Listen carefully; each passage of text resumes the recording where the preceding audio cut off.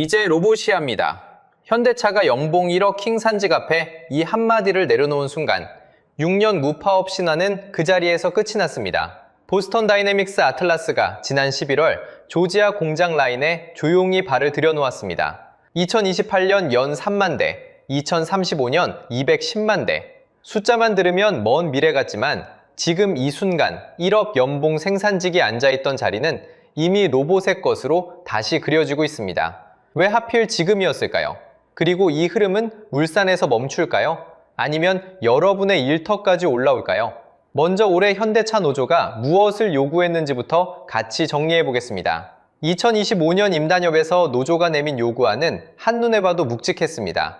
월 기본급 14만 1,300원 인상, 전년도 순이익의 30% 성과급, 상여금은 통상임금 750%에서 900%까지, 정년은 최장 64세로 늘리고 주 4일제 혹은 4.5일제 도입까지 함께 얹혔습니다. 실제 타결된 합의안은 이보다 한 걸음 물러선 수준이었습니다.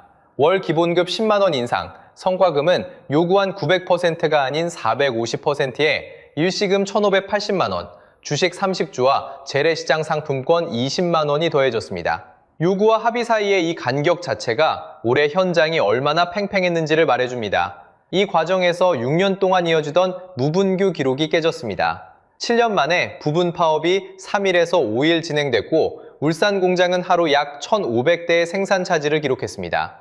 업계가 추산한 손실액만 4천억 원 이상입니다. 같은 시기 미국 관세 영향으로 현대차의 연간 영업이익은 이미 약 8천억 원이 깎여나가는 중이었습니다. 한쪽에서 8천억이 빠지고 있을 때 다른 한쪽에서 4천억이 더 빠진 셈입니다. 여기에 겹쳐 보셔야 할 숫자가 하나 더 있습니다. 현대차 전체 평균 연봉은 2024년 기준 약 1억 1,700만 원입니다. 같은 시기 대기업 신입 초봉이 대체로 3천만 원 안팎인 것과 나란히 놓고 보면 같은 회사 안에서도 세대 간 격차가 상당히 벌어져 있다는 걸 짐작할 수 있습니다. 게다가 이 노조의 50대 비중은 47.8%, 20대와 30대를 합쳐도 24% 남짓입니다. 연봉 1억이 넘는 자리를 지키는 다수가 이미 50대라는 뜻이고 그 뒤를 잇는 청년은 좀처럼 보이지 않는다는 뜻이기도 합니다. 그런 긴장감 속에서 6년 무파업 신화는 올해 조용히 마침표를 찍었습니다. 그런데 이 수치보다 더 뜨거운 건 바로 그 자리를 물려주는 방식이었습니다. 그 자리를 물려주는 방식은 사실 단체 협약 안에 한 줄로 박혀 있습니다. 현대차 단협 97조.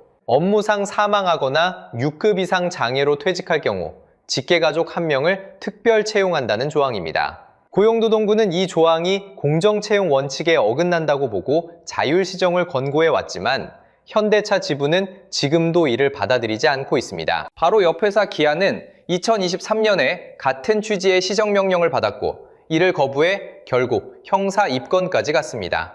말이 조금 어렵지만 핵심은 단순합니다. 한번 들어간 자리가 제도적으로 굳어버린 자리가 되었다는 뜻입니다.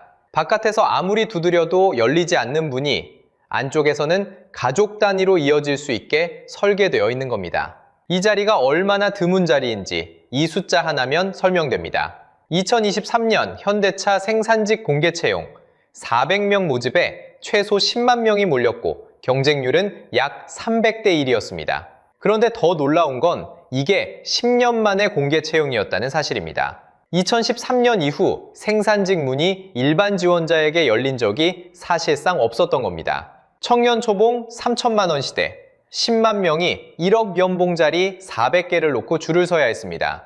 그리고 그 400명이 당첨된 뒤에도 문은 다시 천천히 닫혔습니다. 한국은행 연구는 이 흐름을 한 줄로 요약합니다. 정년이 연장되고 고령 근로자가 늘어나면 청년 고용은 오히려 줄어드는 경향이 확인된다고 말입니다. 들어올 자리는 더 좁아지고 있던 자리는 더 오래 머무는 구조입니다. 그래서 밖에서 보기엔 이상한 장면이 벌어집니다. 1억 연봉을 받는 자리는 파업으로 흔들리고 그 자리 바깥에서는 10만 명의 청년이 한 번의 공채를 10년째 기다리고 있습니다. 같은 나라, 같은 회사, 같은 라인의 이야기입니다. 그런데 이 철옹성 같은 자리에 현대차가 꺼낸 진짜 카드는 따로 있었습니다. 그 카드의 이름이 바로 아틀라스였습니다. 2025년 11월 27일 보스턴 다이내믹스가 공식 발표를 하나 내놓습니다. 현대차그룹 미국 조지아 공장, 이름이 길어서 보통 HMGMA라고 부르는 바로 그 스마트 팩토리에 휴머노이드 로봇 아틀라스를 본격적으로 투입하기 시작했다는 내용이었습니다. 칼을 빼든 선언이 아니라 현장 보도자료 한 장으로 조용히 내려놓은 한 문장이었습니다. 그리고 이 한 문장이 10년 만에 300대 1 전성기 위에 올라앉아 있던 그 자리에 지도를 바꾸기 시작합니다. 이번에 들어간 아틀라스는 우리가 유튜브 밈으로 기억하던 그 로봇이 아닙니다. 몸은 유압 방식에서 전동식으로 통째로 갈아탔고 관절에 거추장스럽게 감겨있던 배선은 몸 안으로 전부 숨겼습니다. 덕분에 허리는 사람이 따라할 수 없는 각도 180도까지 돌아갑니다. 뒤에 있는 부품을 집을 때 몸을 돌리지 않고 허리만 뒤로 꺾으면 된다는 뜻입니다. 공장 라인에서 이게 어떤 의미인지는 하루 종일 뒤돌아서서 같은 동작을 반복해본 분이라면 바로 감이 오실 겁니다. 더 중요한 건 머리 안쪽입니다. 아틀라스의 두뇌에는 LBM이라는 기술이 들어갑니다. 말은 어렵지만 쉽게 풀면 사람이 부품을 짚고 끼우고 돌리는 동작을 통째로 학습한 로봇의 본능 같은 겁니다. 여기에 구글의 제미나이까지 얹혀 있습니다. 하나하나 시키지 않아도 상황을 보고 스스로 다음 동작을 판단한다는 얘기입니다. 그리고 이 차세대 아틀라스는 2026년 CES 무대에서 세계 최초로 공개됩니다. 쇼케이스가 먼저가 아니라 파일럿이 먼저였다는 순서가 포인트입니다. 이미 공장에서 돌려보고 그 결과를 가지고 무대에 올라온 겁니다. 숫자 하나만 나란히 놓아보겠습니다. 현대차 그룹이 보스턴 다이내믹스를 인수한 게 2021년, 당시 기업 가치는 약 1조 2,469억 원이었습니다. 그리고 지금 업계가 추산하는 이 회사의 기업 가치는 30조 원에 근접합니다. 4년 남짓한 사이에 덩치가 한참 불어난 겁니다. 여기에 한 가지 더, 아틀라스의 핵심 부품은 그룹 계열사인 현대모비스가 독점으로 공급합니다. 부품부터 조립까지 한 집안이 다 쥐고 있는 구조, 말 그대로 수직 계열화가 완성된 셈입니다. 외부에 의존하지 않고 속도 조절도 집안에서 결정할 수 있다는 뜻입니다. 이 모든 준비가 2025년 11월 한 공장 라인에서 이미 돌아가기 시작했습니다. 발표가 아니라 가동입니다. 하지만 파일럿은 시작일 뿐입니다. 진짜 무서운 건 로드맵에 찍힌 숫자입니다. 2028년 연 3만 대. 현대차가 아틀라스에 찍어둔 양상 숫자입니다.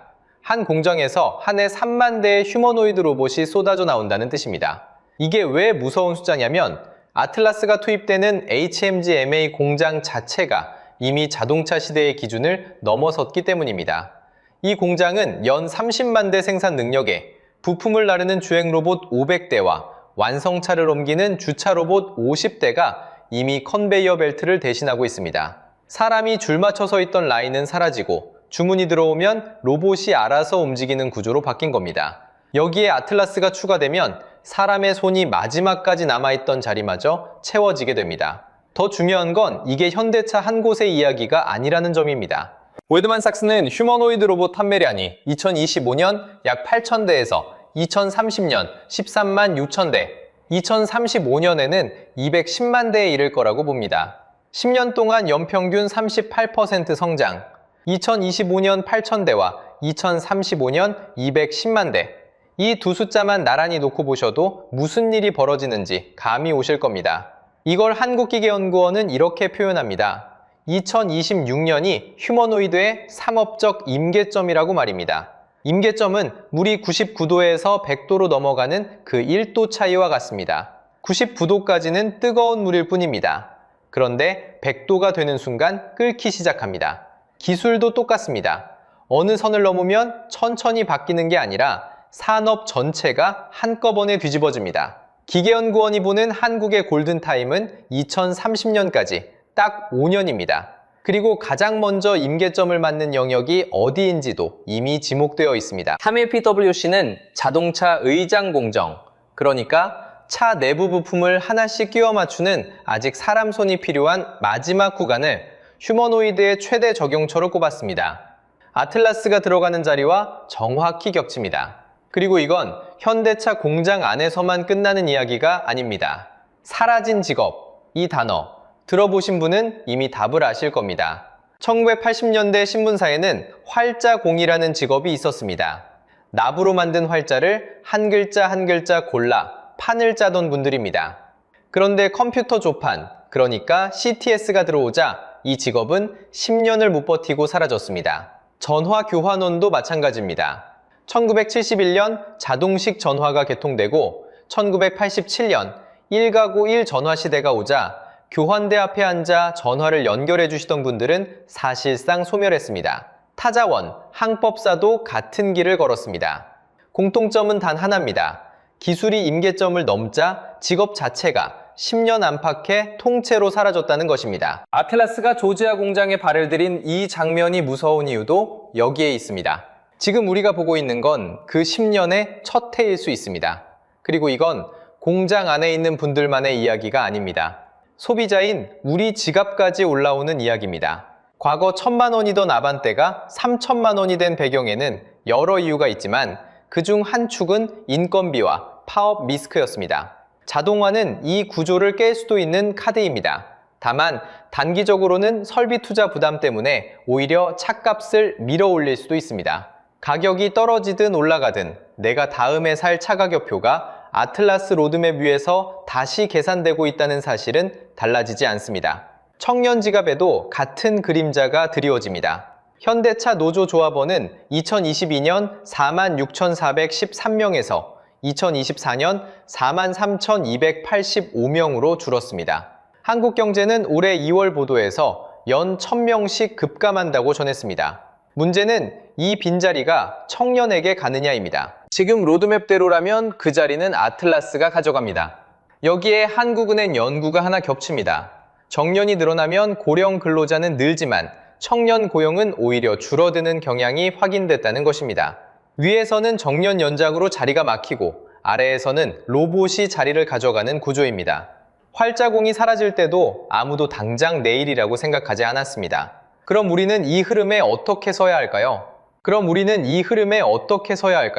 먼저 분명히 해둘 게 하나 있습니다. 지금 이 상황은 누군가 개인이 게을러서 벌어진 일이 아닙니다.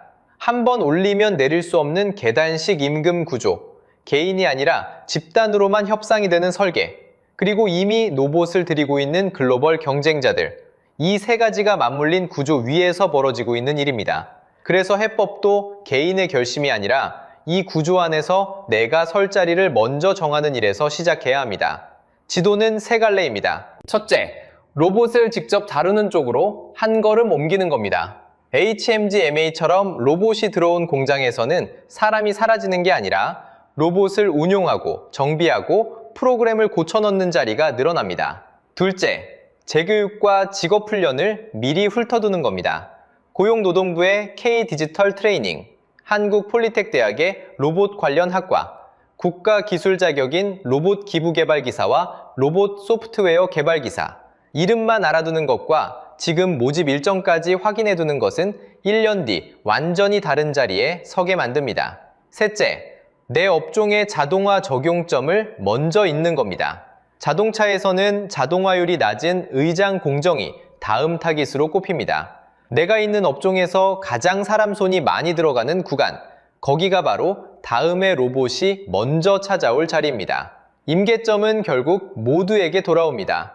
그 앞에서 우리가 택할 수 있는 태도는 두 가지가 아니라 하나입니다. 세상은 적당히라는 말처럼 과격하게 요구하는 것도 아니고 무력하게 체념하는 것도 아닙니다. 다음 10년 안에 내 자리를 어디로 옮길지 지금부터 조용히 준비해두는 쪽입니다.